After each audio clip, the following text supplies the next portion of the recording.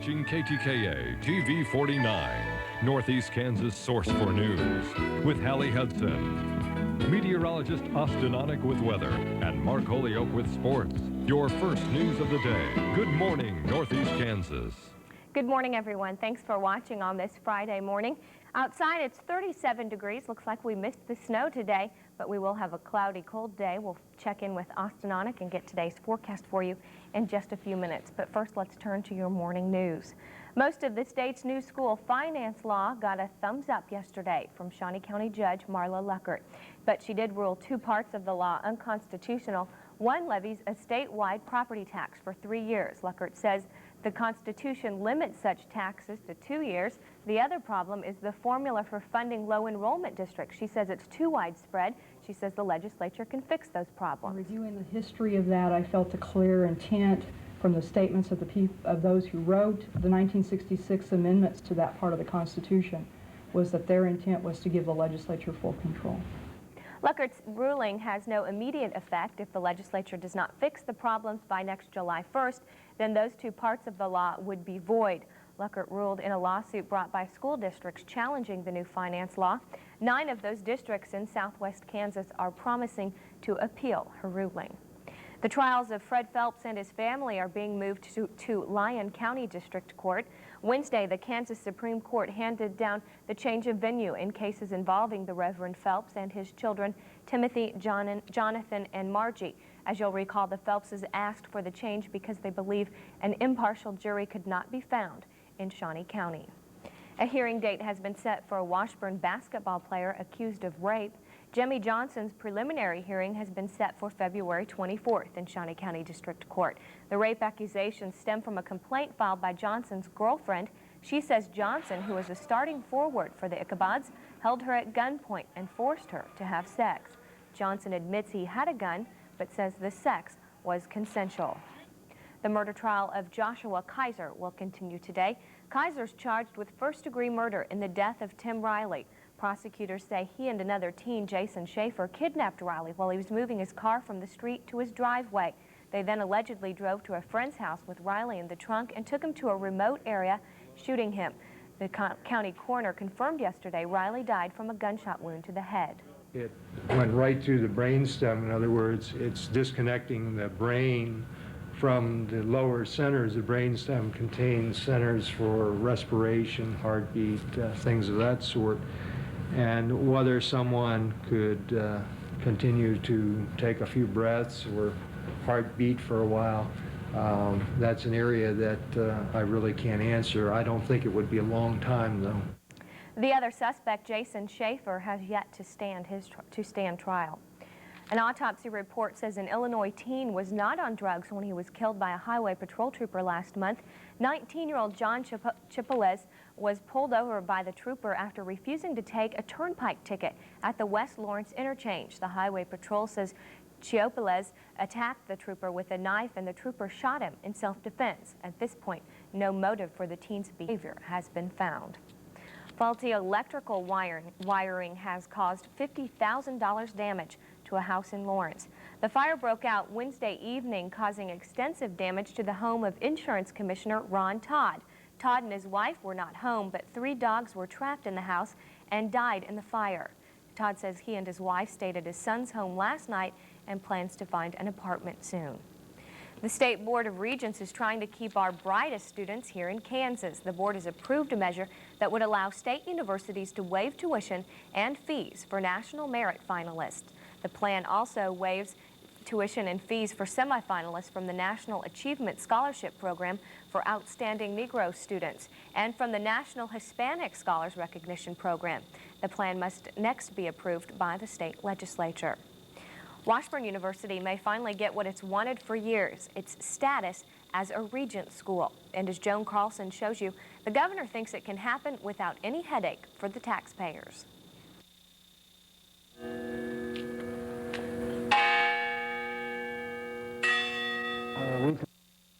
Joan Carlson reporting. Now it's up to the legislature whether to approve the plan. If it does, Washburn could become a regent school by 1998. Stay with us. When we come back, we'll check in with Austin and take a look at where the snow went. We'll be right back. Stay with us.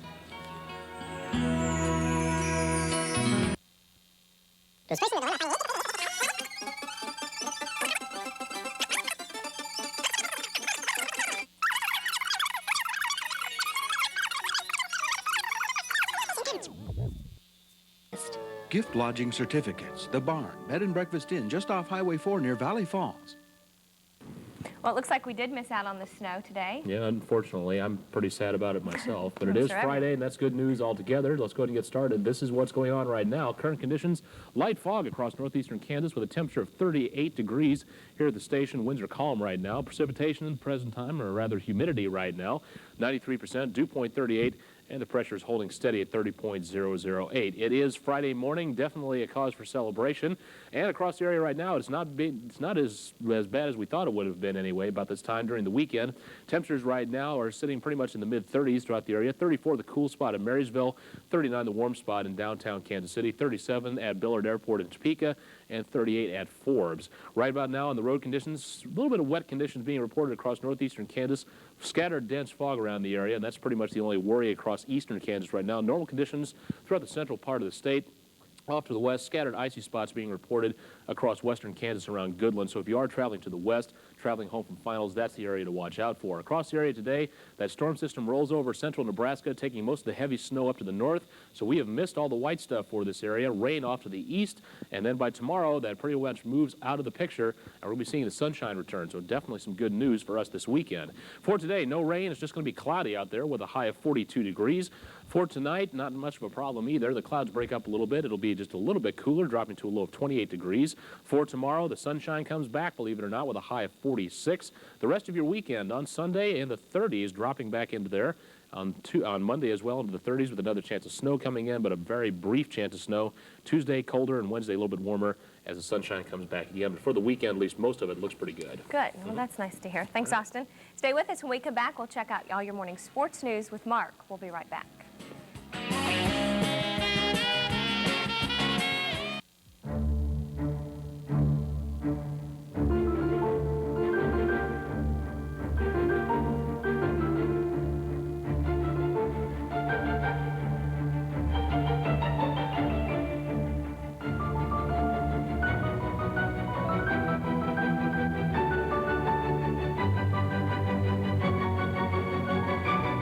Make this a Christmas she'll never forget.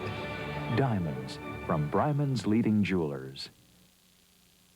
Now let's join Mark Holyoke and take a look at all your morning sports news. Mark? Good morning, everybody. If the immediate past means anything, it looks like the immediate future of Missouri football is in pretty good hands. Larry Smith is the Tigers' new head coach. He's coached his former teams to a bowl game in 7 of the last 8 years. Now, Smith was the head man at USC, Arizona, and Tulane. Yesterday, he's introduced as the new head Tiger, and he's focused for the future. What I really want to happen is a couple years down the road when young people really are convinced that we're back is that the state of Missouri borders are closed down, that we have the pick of the top people. Let's take you over to the Topeka West Gym and last night's game between the Lady Chargers and Manhattan. Look at the nice passing from Manhattan. Carey goals to Carey Taylor. Taylor has a team-high 12 points to lead Manhattan. Too much Charger defense on this night, though. Angie Bonner forces the turnover. Misty Carroll goes the other way with a layup, 2 of her 14 points, and it's Bonner looking for and finding Wendy Farthing. 2 of a game-high 21 right there. West cruises.